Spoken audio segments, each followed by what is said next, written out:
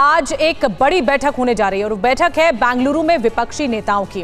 बैठक दूसरे दिन भी जारी रहेगी क्योंकि कल से शुरू हुई। इससे पहले कल 26 दलों के नेताओं ने एकजुटता दिखाई है। इसी पर ही रिपोर्ट देखिए।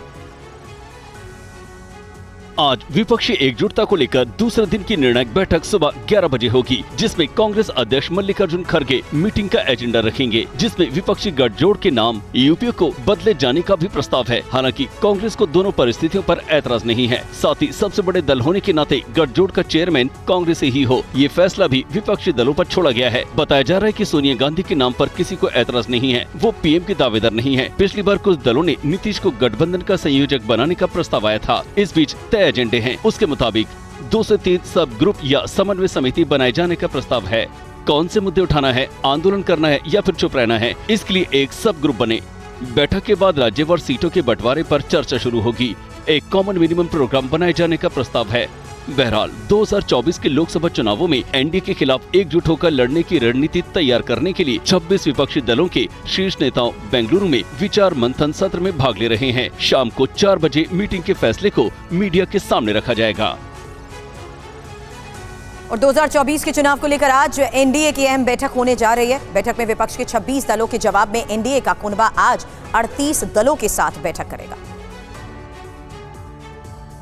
बीजेपी की माने तो 2024 की जोर आजमाइश में एनडीए का ये पहला पंच है। विपक्षी खेमे के 26 दलों की मीटिंग के मुकाबले आज 38 दलों के साथ देश की सबसे बड़ी पार्टी बीजेपी महामंथन करेगी। चुनावी रणनीतियों को अंतिम रूप देने के लिए एनडीए की बैठक की अध्यक्षता प्रधानमंत्री नरेंद्र मोदी और बीजेपी अध्यक्ष जेपी नड्डा करेंगे। अपने गठबंधन सहयोगियों के अलावा बीजेपी ने कई नए सहयोगियों और कुछ पूर्व सहयोगियों को भी बैठक में आमंत्रित किया है। इसमें एआईएडीएमके, शिवसेना, एकनाथ शिंदे गुट, एनसीपी, एनडीपीपी, एनसीपी और एजीपी समेत कई राजनीतिक पार्टियां शामिल होंगी। दिल्ली में आज एनडीए की बैठक में प्रफुल्ल पटेल और अजीत पवार शामिल होंगे। इसी के साथ दिल्ली की राजनीति में अजीत पवार की पहली बार एंट्री होगी। बिहार से 4 नेताओं लोक जनशक्ति पार्टी के चिराग पासवान, हिंदुस्तानी आवाम मोर्चा के जीतन राम मांझी, राष्ट्रीय लोक समता पार्टी के उपेंद्र सिंह कुशवाहा और विकासशील इंसान पार्टी के मुकेश सहनी को आमंत्रित किया गया है और उनकी पार्टियों को एनडीए में शामिल किया जाएगा।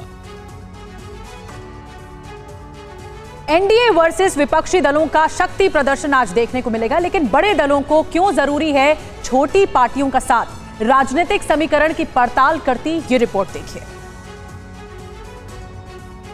2019 लोकसभा चुनाव ने न केवल एनडीए को सत्ता दी, साथ ही परिणाम ने छोटी पार्टियों की अहमियत समझा गई। ये यूपी, बिहार और महाराष्ट्र के 168 लोकसभा सीटों पर मिले वोटों से समझ सकते हैं। बात सबसे पहले बिहार की। बिहार में जीतन राम मांझी की एचएएम ने 2.4% वोट हासिल किए। उपेंद्र कुशवाहा की आरएलएसपी को 3.6% से कुछ ज्यादा वोट मिला था। मुकेश सहनी की वीआईपी पार्टी को 1.6% वोट मिले थे। एलजेपी को 6 लोकसभा सीटें जीतकर 8% वोट मिले थे। बात अगर यूपी की करें तो अपना दल ने 1.21% वोट शेयर के साथ 2019 में बीजेपी के साथ गठबंधन में 2 लोकसभा सीटें जीती थी। निषाद पार्टी ने 2022 विधानसभा में बीजेपी के साथ मिलकर चुनाव लड़कर निषाद पार्टी ने 0.9% वोट हासिल किए। ओपी राजभर की सुहेलदेव भारत समाज पार्टी ने 2019 में अकेले चुनाव लड़े थे, उसको 0.3% वोट मिले। बात महाराष्ट्र की करें, 2019 लोकसभा चुनाव में रिपब्लिकन पार्टी ऑफ इंडिया अपनी पार्टी की ऑडिटेड बैलेंस शीट दाखिल नहीं कर सकी, मगर अठावले बीजेपी कोटे से राज्यसभा सदस्य हैं। प्रकाश अंबेडकर की वंचित बहुजन आघाड़ी को अकेले 7% वोट मिला, मगर वो एक भी सीट नहीं जीत पाई थी। कल गृह मंत्री अमित शाह से एलजेपी के रामविलास गुट के नेता चिराग पासवान की भी मुलाकात हुई और मुलाकात के बाद कयास ये लगाए जा रहे हैं कि चिराग और अपने चाचा पशुपति पारस अब साथ आ जाएंगे। अमित शाह चिराग मीटिंग को लेकर बिहार की राजनीति गर्म है। इस मुलाकात पर पार्टी के प्रदेश अध्यक्ष राजू तिवारी ने कहा कि बहुत अच्छे माहौल में बातचीत हुई है। हाजीपुर सीट को लेकर चिराग का स्टैंड साफ है। हाजीपुर में हमारे नेता चिराग पासवान जी पहले भी बोल चुके हैं और आज भी मैं बोल रहा हूँ, बड़ी जिम्मेदारी पूर्वक बोल रहा हूँ कि हाजीपुर चुनाव लोक जनशक्ति पार्टी रामविलास ही लड़ेगी। वो तो अड़े में, चाचा तो अड़े में, वो भी एनडीए का हिस्सा है। कौन लड़ा है, अड़ा है, कौन नहीं अड़ा है, उस पर मैं नहीं जानना चाहता हूँ। कौन के हिस्से में है ये मैं भी जानता हूं कि किस हिस्से में है, कहां है, वहां से वर्तमान में अभी है। उसके बावजूद मैं बोल रहा हूं कि वहां से लोक जनशक्ति पार्टी रामविलास ही चुनाव लड़ेगी। हालांकि पशुपति पारस ने भी अब हाजीपुर पर अपना दावा अब भी नहीं छोड़ा है। हाजीपुर के सांसद हम है, मेरा अधिकार है, मैं लड़ूंगा। मेरा गठबंधन भाजपा के साथ है, न कि चिराग पासवान के साथ। बहरहाल आज के एनडीए की बैठक में चिराग और पशुपति पारस दोनों को बुलाया गया है। इस बीच चिराग से मुलाकात के बाद अमित शाह ने ट्वीट किया और कहा कि बिहार की राजनीति पर व्यापक चर्चा हुई।